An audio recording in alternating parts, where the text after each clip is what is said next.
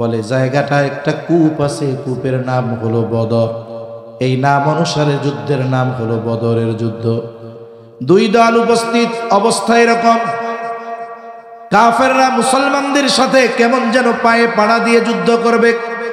নবীজি পরিপূর্ণ যুদ্ধের জন্য প্রস্তুতি নিয়ে আসেন নাই, এই জন্য সাথে অস্ত্র কম, সৈন্য কম। কিন্তু অবস্থা এমন, তাদের সাথে যুদ্ধ না করে আর কোনো উপায় নাই। নবীজি সাল্লাল্লাহু আলাইহি ওয়াসাল্লাম এইবার সাহাবা একরামদের নিয়ে বসলেন পরামর্শের জন্য কি করা যায়। সর্বপ্রথম পরামর্শ চাইলেন মুহাজিরদের কাছে, কারণ মক্কা থেকে যারা আক্রমণ করার জন্য এসেছে, যুদ্ধ করার জন্য এসেছে, মুহাজিরদের কেউ বাবা, কেউ সন্তান, কেউ বা ভাই, কেউ বা পাড়া প্রতিবেশী। যুদ্ধ অন্য কারো বিরুদ্ধে করতে হবে না, দেখা যাবে বাবার সন্তানের বিরুদ্ধে যুদ্ধ করা লাগবে, সন্তানের বাবার বিরুদ্ধে যুদ্ধ করা লাগবে। এই জন্য প্রথম মুহাজিরদের পরামর্শ নবীজি চাইলেন। নবীজি হয়তো চিন্তা করতেছিলেন, যেই মানুষগুলো ঈমানের জন্য, দ্বীনের জন্য বাড়ি ছেড়েছে, সম্পদ ছেড়েছে, পরিবার পরিজন ছেড়েছে, এখন যদি তাদের বলি তাদের বিরুদ্ধে যুদ্ধ করা লাগবে, তারা হয়তো বলবে ইয়া রাসূলুল্লাহ সব কিছু ছাড়লাম, এখন আপনজনের বিরুদ্ধে অস্ত্র ধারণ করতে বলেন। কিন্তু সাহাবা একরামের মন হলো এরকম, নবী যদি তাদেরকে কোনো আদেশ করে, এই আদেশ পালনে সাহাবা একরাম কখনো পিছপা হইতেন না। সাহাবাদের জিজ্ঞাসা করতেছেন মুহাজিরদের যে তোমরা কি বলো, কারণ যুদ্ধ তো করতে হবে তোমার আত্মীয় স্বজন, বন্ধু বান্ধব, বাবা ভাই, সন্তানের বিরুদ্ধে, তোমাদের মতটা কি? নবীজি তো সিদ্ধান্ত দেওয়ার অধিকার রাখেন, কারণ আমার আপনার নবী হলেন শরীয়ত প্রণেতা রাসূল সাল্লাল্লাহু আলাইহি ওয়াসাল্লাম। এরপরেও পরামর্শ করতেছেন তাদের মনোভাবটা কি। মুহাজিরদের জবাবের সারমর্ম হলো এরকম, ইয়া রাসূলুল্লাহ আমরা ঈমানের জন্য সব কিছু ছেড়েছি, যদি জীবন দিতে হয় তাও আমরা প্রস্তুত, পিছপা হব না। এইবার আনসারদের জিজ্ঞাসা করেন তোমরা কি বলো, কারণ আনসারেরা এই হিজরত করনেওয়ালা মুসলমানদের কত সহযোগিতা করেছে। বলে একজন আনসার আর একজন মুহাজিরকে ভাই বানায় নিছে, নিজের যেই সম্পদ তার থেকে অর্ধেক সম্পদ দিয়া দিছে। বলে মুহাজির হিজরত করে গেছে, তার বউ নাই, ওয়াইফ নাই। বলে নিজের দুই স্ত্রী, একজনকে তালাক দিয়া ইদ্যত পালন করায় ভাইয়ের সাথে বিয়া দিয়া দিছে। কত ত্যাগ করেছে আনসারেরা, ইসলামের জন্য কত সাহায্য করেছে। নবীজি হয়তো চিন্তা করতেছিলেন তারা হয়তো বলবে এত কিছু করলাম, এখন আবার যুদ্ধ করতে বলেন নাকি। কিন্তু আনসারদের পক্ষ থেকে জবাব, ইয়া রাসূলুল্লাহ আমরা আপনার সামনে, পেছনে, ডানে বামে, চতুর্দিকে অবস্থান নিয়ে শত্রুর সাথে লড়াই করব। ইয়া রাসূলুল্লাহ আপনি আমাদের লড়াই দেখে আপনি খুশি হয়ে যাবেন। আর একজন বলে ইয়া রাসূলুল্লাহ আপনি আমাদের অনুমতি চান, পরামর্শ চান, শুনে নেন।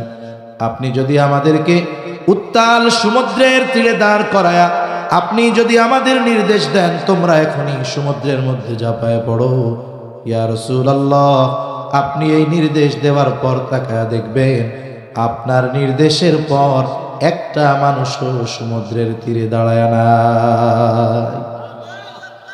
রাসূলুল্লাহ সাল্লাল্লাহু আলাইহি ওয়াসাল্লাম তাদের মনোভাব বুঝতে পারলেন। সংখ্যায় কম হোক, অস্ত্র শস্ত্র না থাকুক, কিন্তু তাদের মনোবল আকাশচুম্বী। আর এই সাহস অর্জিত হয়েছে একমাত্র ঈমানের কারণে, ঠিক কিনা বলেন? রাসূল আকরাম সাল্লাল্লাহু আলাইহি ওয়াসাল্লাম 313 জন সৈন্য নিয়ে প্রস্তুত কাফেরদের বিরুদ্ধে লড়াই করবে। বলে মাত্র গুটি কয়েক তলোয়ার, ঘোড়াও নাই, লৌহ বর্ম নাই, অনেকে খালি পায়ে রোজা রেখে প্রচন্ড। وقال رسول الله صلى الله عليه وسلم لا يؤمن أحدكم حتى أكون أحب إليه من والده وولده والناس أجمعين أو كما قال النبي صلى الله عليه وسلم صدق الله العلي العظيم وصدق رسوله النبي الكريم ونحن على ذلك من الشاهدين والشاكرين والحمد لله رب العالمين سبحانك لا علم لنا إلا ما علمتنا إنك أنت العليم الحكيم اللهم صل على محمد وعلى آل محمد كما صليت على إبراهيم وعلى آل إبراهيم إنك حميد مجيد اللهم بارك على محمد وعلى آل محمد كما باركت على إبراهيم وعلى آل إبراهيم إنك حميد مجيد আল্লাহর মহব্বতে আমরা একটু জবান খুলে জিকির করি। আর যারাই আছেন আপনাদের একটু কষ্ট দিব, বেশি সময় না, একটু মেহরবানি করে জিকিরের সাথে সাথে একটু আমার কাছে এসে বসেন, তাহলে মাহফিলের সৌন্দর্য রক্ষা হবে। বিষয়টা হলো লক্ষ লক্ষ অমনোযোগী শ্রোতার চাইতে অল্প কয়েকজন মনোযোগী শ্রোতা ভালো। আশা করি এই বিষয়টার দিকে খেয়াল রেখে একেবারে সবাই আমার কাছে কাছে এসে বসবেন, মিশে মিশে বসবেন। মুরব্বীদের একটু কষ্ট দিচ্ছি, কষ্ট নিয়েন না, জিকিরের সাথে সাথে চলে আসেন লা ইলাহা ইল্লাল্লাহ। একটু ভলিউম বাড়ায় দেন, আওয়াজটা একটু ছেড়ে দেন, এমনি সুন্দর হইতেছে মাশাআল্লাহ। লা ইলাহা ইল্লাল্লাহ লা ইলাহা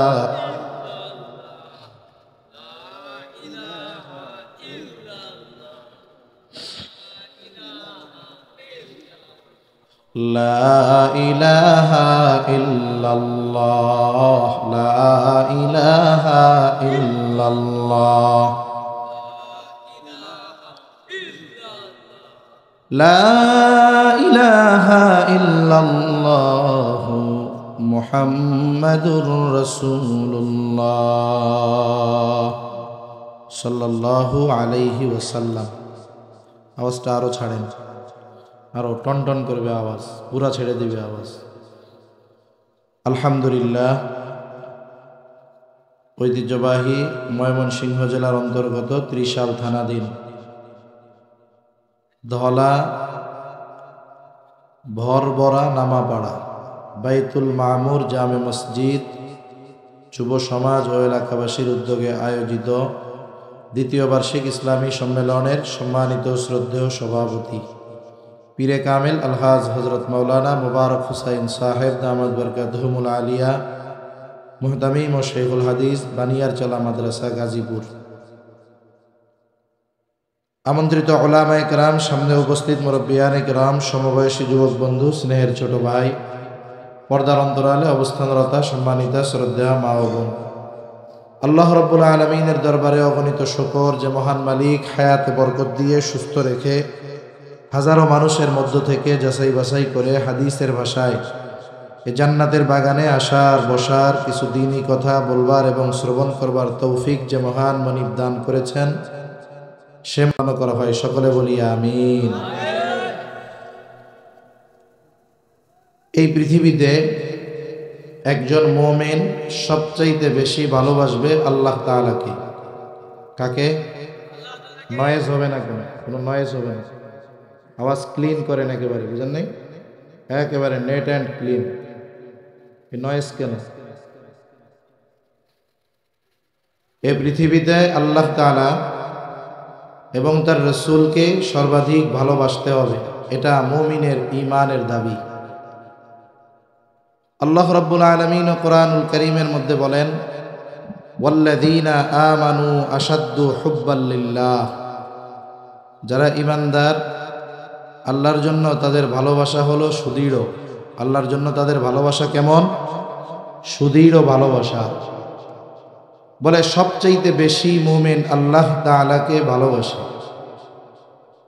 এরপর মুমিন সবচাইতে ভালোবাসবে কাকে? বলে মুহাম্মাদুর রাসূলুল্লাহ সাল্লাল্লাহু আলাইহি ওয়াসাল্লামকে। এই পৃথিবীর মধ্যে যত ভালোবাসা আছে সব ভালোবাসা, মহব্বত, এগুলার সম্পর্ক হলো সম্পর্কের সাথে। আর আল্লাহ এবং তার রাসূলকে ভালোবাসা, এটার সম্পর্ক হলো ঈমানের সাথে। কিসের সাথে? ঈমানের সাথে। তার মানে আল্লাহ এবং রাসূলের প্রতি ভালোবাসা, এ ভালোবাসা কোনো কারণে কোনো সময় কমার সুযোগ নেই। আল্লাহ এবং রাসূলের প্রতি ভালোবাসা কখনো কমার সুযোগ আছে? কিন্তু এই পৃথিবীতে সন্তানের ভালোবাসা পিতার প্রতি, পিতার ভালোবাসা সন্তানের প্রতি, এটা ঈমানের কারণে, দ্বীনের কারণে কমতেও পারে, বাড়তেও পারে। কথা বুঝতে পারতেছেন? মনে করেন আপনিও আপনার পিতাকে ভালোবাসেন, আমিও আমার পিতাকে ভালোবাসি। ঈমানের কারণে এই ভালোবাসা শত্রুতায় পরিণত হতে পারে, কিন্তু আল্লাহ এবং তার রাসূলের প্রতি ভালোবাসা, এটা কমার কোনো কারণ নাই। কমবে কার? বলে ঈমান ডাউন হবে যার, আল্লাহ এবং রাসূলের প্রতি ভালোবাসা কমবে তার। এই জন্য ঈমানদার আল্লাহ এবং তার রাসূলের জন্য এই পৃথিবীর সব কিছু করতে পারে। ঈমানদারের আল্লাহ এবং তার রাসূলের জন্য সব কিছু করার চিন্তা ভাবনা, টেন্ডেন্সি থাকতে হবে। কারণ আল্লাহর জন্য করা, আল্লাহর জন্য ভালোবাসা, এটা পূর্ণাঙ্গ ঈমানদার হওয়ার অন্যতম কারণ। রাসূল আকরাম সাল্লাল্লাহু আলাইহি ওয়াসাল্লাম পরিপূর্ণ ঈমানদারকে, কে তার ঈমানকে পরিপূর্ণ করতে পেরেছে, এ কথা বলতে গিয়ে আল্লাহর প্রতি ভালোবাসার কথা উল্লেখ করেছেন। যেহেতু ঈমানদারের ভালোবাসা সুদৃঢ়, সে ভালোবাসা কেমন হওয়া দরকার?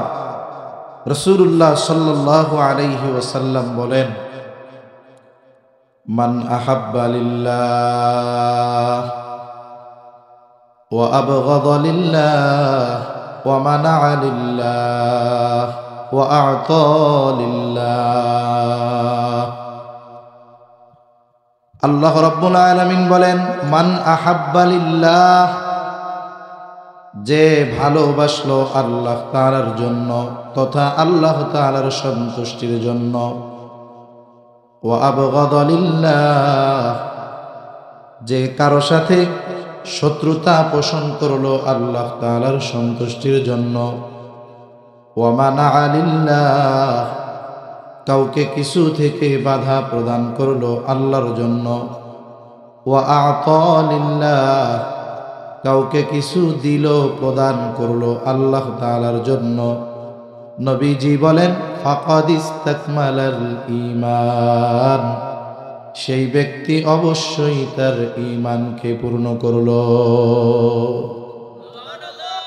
আমরা কি পূর্ণাঙ্গ ঈমানের অধিকারী হতে চাই? মনে রাখতে হবে যে আমাদের আমল কম হোক, ঈমানে যদি ত্রুটি বিচ্যুতি থেকে যায় তাহলে অবস্থা খারাপ। আর যদি আমল কমও হয়, ঈমান যদি পরিপূর্ণ থাকে, আশা করা যায় পূর্ণ ঈমানের কারণে আল্লাহ তাআলা হয়তো ত্রুটি বিচ্যুতি মাফ করে দিবে। তাহলে মুহাব্বত, ভালোবাসা, এটার অনেক দাম। বলে যদি সেটা যথাস্থানে যথাযথভাবে প্রয়োগ করা যায় তাহলে সেটার অনেক দাম। বলে ভালোবাসা প্রধানত দুই ধরনের হয়। এক ধরনের ভালোবাসা হয় বৈধ, আর এক ধরনের ভালোবাসা হয় অবৈধ। অবৈধ কোনো ভালোবাসা আল্লাহর জন্য বাসা যায় না। মনে করেন একজন বেগানা নারী পুরুষ ছেলে মেয়ে একই স্কুলে পড়ে, একজন আর একজনের ভালোবাসে। এ ভালোবাসা বৈধ না অবৈধ? অবৈধ কোনো কিছু কেউ যদি আল্লাহর সন্তুষ্টির নিয়তে করে, হয় ওইটার ঈমান নিয়ে টানাটানি বেঁধে যাবে। তাহলে বৈধ ভালোবাসা হতে হবে, তবে এই বৈধ ভালোবাসাটাও আল্লাহর সন্তুষ্টির জন্য হওয়া লাগবে। এ দুনিয়াতে মানুষ সম্পর্কের কারণে ভালোবাসে, বলে পিতা সন্তানকে ভালোবাসে, সন্তান পিতাকে ভালোবাসে, মা ছেলেকে ভালোবাসে, ছেলে মাকে ভালোবাসে, স্ত্রী স্বামীকে ভালোবাসে, স্বামী স্ত্রীকে ভালোবাসে। বলে এটা তো সম্পর্কজনিত ভালোবাসা, এটা অমুসলিমও বাসে। হিন্দুও যে সে তার সন্তানকে ভালোবাসে, বৌদ্ধ যে সে তার সন্তানকে ভালোবাসে।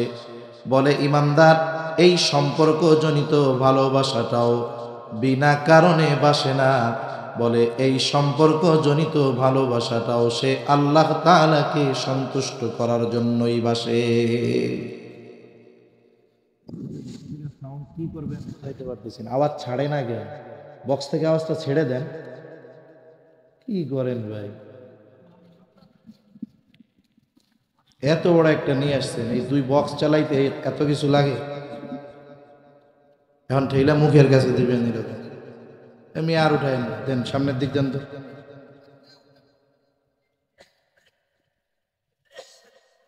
এখানে দুইটা মাইক লাগাইলে আওয়াজ ভালো হয়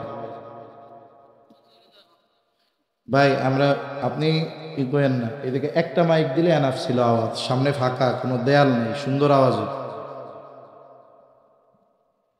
বক্স ছাড়েন, আওয়াজ ছাড়েন, প্যান প্যান করে দেন, আওয়াজটা ছাড়েন, রিভার্ব দেন, আরো ফুল রিভার্ব দেন, ভলিউম দেন, ভলিউম দেন, সাউন্ড বাড়ান, সাউন্ড হবে না। 31 তারিখ রাত তো, এটা গান হইলে আওয়াজ ঠিক হইত।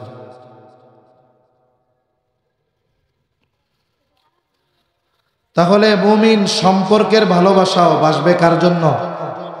আল্লাহ তাআলার জন্য।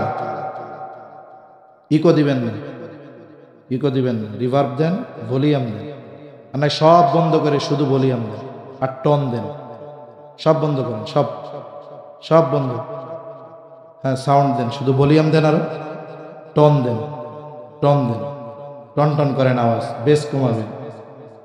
হ্যাঁ, আওয়াজ টন টন করেন। হ্যাঁ ঠিক আছে, এরকমই থাক দরকার। তাহলে মুমিন সম্পর্কজনিত ভালোবাসাও কার জন্য বাসবে? জোরে বলেন, কার জন্য? পিতা সন্তানকে ভালোবাসবে, সন্তান পিতাকে ভালোবাসবে আল্লাহ তাআলার জন্য। স্বামী স্ত্রীকে, স্ত্রী স্বামীকে ভালোবাসবে আল্লাহ তাআলার জন্য। তাহলে সম্পর্কের ভালোবাসা তো আছেই, আবার এই ভালোবাসা যেহেতু বৈধ ভালোবাসা, এই ভালোবাসা যদি একে অপরে আল্লাহর সন্তুষ্টির জন্য বাসে, বলে তাদের এই সম্পর্কজনিত ভালোবাসাটা ইবাদত বলে গণ্য হয়ে যাবে। তাহলে সন্তান যদি পিতাকে, পিতা যদি সন্তানকে এই নিয়তে ভালোবাসে যে আমি আমার ছেলেকে ভালোবাসতেছি কার সন্তুষ্টির জন্য? স্বামী স্ত্রীকে ভালোবাসতেছে কার সন্তুষ্টির জন্য? বলে যদি আল্লাহর সন্তুষ্টির জন্য তাদের এই বৈধ ভালোবাসা হয়, তাহলে এটা তার আমল নামায় ইবাদত বলে গণ্য হয়ে যায়। সুবহানাল্লাহ। আবার এইটা মনে রাখতে হবে, যাকে আপনি আল্লাহর জন্য ভালোবাসেন, জীবনের যদি কোনো প্রয়োজনে ওই ব্যক্তিকে আল্লাহর জন্য তথা আল্লাহর সন্তুষ্টির জন্য যদি দুশ্মন বানাতে হয়, আল্লাহর সন্তুষ্টির জন্য তাকে দুশ্মন বানাতেও প্রস্তুত থাকতে হবে, ঠিক কিনা? এই জন্য এর পর নবীজি বলেন ওয়া আবগাদা লিল্লাহ। নবীজি সাল্লাল্লাহু আলাইহি ওয়াসাল্লাম বলেন, সে শত্রুতা পোষণ করে আল্লাহ তাআলার জন্য। যদি তার বাবার বিরুদ্ধে শত্রুতাও করতে হয়, স্ত্রীর বিরুদ্ধেও যদি করতে হয়, সন্তানের বিরুদ্ধেও যদি করতে হয় শত্রুতা, আল্লাহ তাআলার সন্তুষ্টির জন্য ওই ব্যক্তি শত্রুতা বিরোধিতা করতেও পিছু হটে না। রাসূল আকরাম সাল্লাল্লাহু আলাইহি ওয়াসাল্লাম যখন মক্কা থেকে মদিনায় হিজরত করে আসছেন, ইতিহাসের প্রথম জিহাদ হলো বদরের জিহাদ। প্রচন্ড গরম রমজান মাস, প্রথম রোজা ফরজ হয়েছে। আল্লাহ সুবহানাহু ওয়া তাআলা যেই বছর রোজা ফরজ করেছেন, ওই বছর সর্বপ্রথম কাফেরদের সাথে সরাসরি যুদ্ধ মুসলমানদের হয়। বলে ঐতিহাসিক যুদ্ধের নাম হলো বদরের যুদ্ধ। রাসূলুল্লাহ সাল্লাল্লাহু আলাইহি ওয়াসাল্লাম পরিপূর্ণ যুদ্ধের প্রস্তুতি নিয়ে মদিনা থেকে বের হন নাই। উদ্দেশ্য ছিল আবু সুফিয়ান তার বাণিজ্য কাফেলা নিয়ে সিরিয়া থেকে মক্কার উদ্দেশ্যে ফিরতেছিল। ওই কাফেলাকে ধাওয়া দেওয়া, ঝাটিকা আক্রমণ করা ছিল মূল উদ্দেশ্য। আবু সুফিয়ান যখন টের পেয়ে গেছে যে আমার বাহিনী আক্রান্ত হতে পারে, সে মক্কায় খবর পাঠায় দিল আবু জেহেলের কাছে যে আবু জেহেল, আমাদের বাহিনী শত্রু দ্বারা আক্রান্ত হতে পারে, আপনি এক কাজ করেন, সৈন্য সামন্ত নিয়ে অগ্রসর হন আমাদের সাহায্যের জন্য। আবু জেহেল মক্কা থেকে 1000 সশস্ত্র কাফের নিয়ে রওনা হয়ে গেল। ইতিমধ্যে আবু সুফিয়ান নিরাপদ এলাকার মধ্যে পৌঁছায় যায়। আবু সুফিয়ান আবু জেহেলের কাছে খবর পাঠাইছে, আবু জেহেল, এইবার সৈন্য সামন্ত নিয়ে আপনি ফিরে চলে যান। কিন্তু অহংকারী আবু জেহেল চিন্তা করল, 1000 কাফের সৈন্য নিয়ে সে বের হয়েছে, সশস্ত্র সৈন্য। তৎকালীন সময়ের সর্বাধুনিক প্রযুক্তি নিয়ে সৈন্যদের নিয়ে সে বের হয়েছে, এখন ফিরে যাবে, বিষয়টা কেমন হয়ে যায়। সে দৃঢ় প্রতিজ্ঞাবদ্ধ হলো যে আমি মুসলমানদের সাথে যুদ্ধ না করে ফিরব না। এমত অবস্থায় লম্বা ইতিহাস সংক্ষিপ্ত সারে আপনাদের খেদমতে বলতেছি। উভয় পক্ষ একটা জায়গায় একত্রিত হলো। বলে জায়গাটা একটা কূপ আছে, কূপের নাম হলো বদর। এই নাম অনুসারে যুদ্ধের নাম হলো বদরের যুদ্ধ। দুই দল উপস্থিত অবস্থা এরকম, কাফেররা মুসলমানদের সাথে কেমন যেন পায়ে পাড়া দিয়ে যুদ্ধ করবে। নবীজি পরিপূর্ণ যুদ্ধের জন্য প্রস্তুতি নিয়ে আসেন নাই, এই জন্য সাথে অস্ত্র কম, সৈন্য কম। কিন্তু অবস্থা এমন, তাদের সাথে যুদ্ধ না করে আর কোনো উপায় নাই। নবীজি সাল্লাল্লাহু আলাইহি ওয়াসাল্লাম এইবার সাহাবা একরামদের নিয়ে বসলেন পরামর্শের জন্য কি করা যায়। সর্বপ্রথম পরামর্শ চাইলেন মুহাজিরদের কাছে, কারণ মক্কা থেকে যারা আক্রমণ করার জন্য এসেছে, যুদ্ধ করার জন্য এসেছে, মুহাজিরদের কেউ বাবা, কেউ সন্তান, কেউ বা ভাই, কেউ বা পাড়া প্রতিবেশী। যুদ্ধ অন্য কারো বিরুদ্ধে করতে হবে না, দেখা যাবে বাবার সন্তানের বিরুদ্ধে যুদ্ধ করা লাগবে, সন্তানের বাবার বিরুদ্ধে যুদ্ধ করা লাগবে। এই জন্য প্রথম মুহাজিরদের পরামর্শ নবীজি চাইলেন। নবীজি হয়তো চিন্তা করতেছিলেন, যেই মানুষগুলো ঈমানের জন্য, দ্বীনের জন্য বাড়ি ছেড়েছে, সম্পদ ছেড়েছে, পরিবার পরিজন ছেড়েছে, এখন যদি তাদের বলি তাদের বিরুদ্ধে যুদ্ধ করা লাগবে, তারা হয়তো বলবে ইয়া রাসূলুল্লাহ, সব কিছু ছাড়লাম, এখন আপনজনের বিরুদ্ধে অস্ত্র ধারণ করতে বলেন।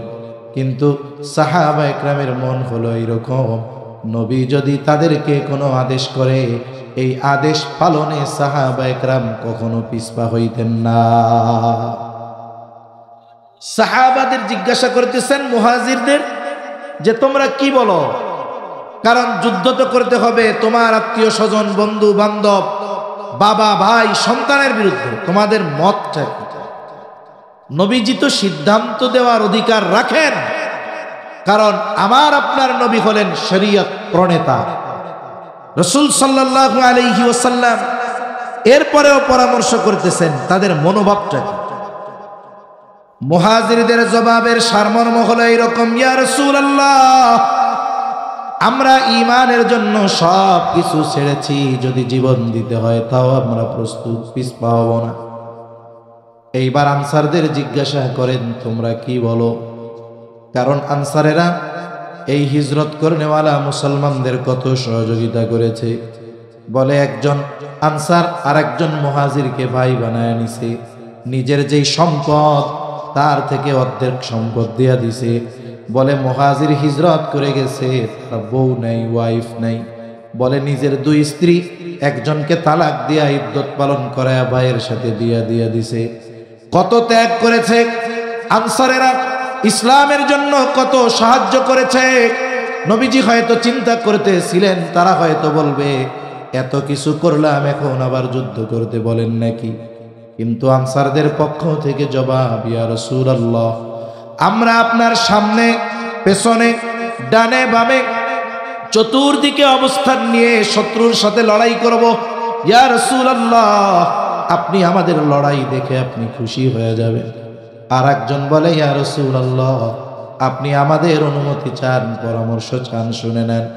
আপনি যদি আমাদেরকে উত্তাল সমুদ্রের তীরে দাঁড় করায়া আপনি যদি আমাদের নির্দেশ দেন, তোমরা এখনই সমুদ্রের মধ্যে ঝাঁপায় পড়ো, ইয়া রাসূলুল্লাহ, আপনি এই নির্দেশ দেওয়ার পর তাকায়া দেখবেন, আপনার নির্দেশের পর একটা মানুষও সমুদ্রের তীরে দাঁড়ায় না। রাসূলুল্লাহ সাল্লাল্লাহু আলাইহি ওয়াসাল্লাম তাদের মনোভাব বুঝতে পারলেন। সংখ্যায় কম হোক, অস্ত্র শস্ত্র না থাকুক, কিন্তু তাদের মনোবল আকাশচুম্বী। আর এই সাহস অর্জিত হয়েছে একমাত্র ঈমানের কারণে, ঠিক কিনা বলেন? রাসূল আকরাম সাল্লাল্লাহু আলাইহি ওয়াসাল্লাম 313 জন সৈন্য নিয়ে প্রস্তুত কাফেরদের বিরুদ্ধে লড়াই করবে। বলে মাত্র গুটি কয়েক তলোয়ার, ঘোড়াও নাই, লৌহ বর্ম নাই। অনেকে খালি পায়ে রোজা রেখে প্রচন্ড গরমের মধ্যে 17ই রমজান 1000 সশস্ত্র কাফেরের বিরুদ্ধে লড়াই শুরু হয়ে গেল। লম্বা কথা বলে, কাফেরদের সাথে মুসলমানদের জিহাদ চলতেছে, লড়াই চলতেছে। এই লড়াইয়ের মধ্যে জান্নাতের সুসংবাদ প্রাপ্ত 10 জনের একজন, বলে এনার নাম হলো আবু উবাইদা ইবনুল জাররাহ। নাম আবু উবাইদা, পিতার নাম জাররাহ। যদিও জান্নাতের স্পেশাল সুসংবাদ প্রাপ্ত সাহাবী 10 জন, কিন্তু যারা নবীকে দেখছে, ঈমান এনেছে, আবার ঈমান অবস্থায় মৃত্যুবরণ করেছে, রাসূল আকরাম সাল্লাল্লাহু আলাইহি ওয়াসাল্লামের এই সাহাবী যারা, তাদের উপরে আল্লাহ তাআলা যে সন্তুষ্ট, এই ঘোষণা স্বয়ং কে দিয়েছেন? এর দ্বারা কি বোঝা যায়? আল্লাহ যার উপরে সন্তুষ্ট সে কি জাহান্নামী হইতে পারে? এই দৃষ্টিকোণ থেকে আল্লাহ তাআলা সব সাহাবায়ে কেরামের উপরে সন্তুষ্টির ঘোষণা দিয়ে মোটামুটি জানায় দিয়েছেন যে তোমরা জান্নাতি। সুবহানাল্লাহ। কারণ এই পৃথিবীতে আসমানের নিচে, জমিনের উপরে নবী আলাইহিস সালামের পরে সাহাবায়ে কেরামের মতো মর্যাদা সম্পন্ন আর কেউ এই পৃথিবীতে নাই। এজন্য বুঝতে হবে তাদের মাকাম, তাদের মর্যাদা অনেকে বুঝে না, না বুঝে তাদের সমালোচনা করে ছোটখাটো বিষয় নিয়ে। এই বিষয়গুলো ঠিক নয়। এজন্য আমাদের প্রত্যেকের অন্তরে সাহাবায়ে কেরামের পরিপূর্ণ মহব্বত থাকার দরকার আছে না নাই? ইসলামের জন্য তাদের যেই ত্যাগ, এটা অকল্পনীয়। জান্নাতের স্পেশাল সুসংবাদ প্রাপ্ত 10 জনের একজন হলো আবু উবাইদা। যুদ্ধের ময়দানে তিনিও লড়াই করতেছে। হঠাৎ তিনি খেয়াল করে দেখলেন তার পিতা জাররাহ কাফেরদের পক্ষে, মুসলমানদের বিপক্ষে যুদ্ধ করার জন্য আসছে। বহুদিন পর পিতার চেহারা দেখছে। স্বাভাবিক পিতা যদিও কাফের হয়, ইসলাম হলো সুন্দর এক জীবন ব্যবস্থা। বলে পিতা মাতা কাফের হলেও ওই পিতা মাতার সাথে সদাচরণ করার নির্দেশ ইসলাম দেয়। অমুসলিম পিতা মাতা যদি কারো থাকে, সে মুসলমান হইছে, তার মা বাবা অমুসলিম, অমুসলিম হওয়ার কারণে পিতা মাতাকে কষ্ট দেওয়া যাবে না। ভালোবাসতে মানা নাই পিতা মাতাকে। বরং আল্লাহ রাসূল সাল্লাল্লাহু আলাইহি ওয়াসাল্লামও জানাইছেন, আল্লাহ তাআলাও জানাইছেন। আসমা বিনতে আবি বকর রাদিয়াল্লাহু তাআলা আনহা, আয়েশা সিদ্দিকা রাদিয়াল্লাহু তাআলা আনহার বোন, উনি নবীজির কাছে আয়েশা বলে, ইয়া রাসূলুল্লাহ, আমার মা একজন মুশরিকা, তিনি আপনাকে খুব অপছন্দ করেন, তিনি মাঝে মধ্যে আমার কাছে আসেন, আমার কাছে তিনি আসেন, আমি তার সাথে কেমন আচরণ করব। দেখেন দুইটা বিষয় উল্লেখ করেছে, এক নাম্বার আমার মা হলো মুশরিকা, দুই নাম্বার তিনি আপনাকেও অপছন্দ করেন। কিন্তু আমার মা কেমন আচরণ করব? নবীজি বলেন তুমি তোমার মায়ের সাথে সদাচরণ করবা। তাহলে মা বাবা যদি মুশরিক হয়, মা বাবার সাথে কি আচরণ হবে? সদাচরণ হবে। আল্লাহ তাআলা কি বলেন? ওয়া ইন জাহাদাকা লিতুশরিকা বিমা লাইসা লাকা বিহি ইলমুন ফালা তুতি'হুমা ওয়া সাহিবহুমা ফিদ দুনিয়া মা'রুফা।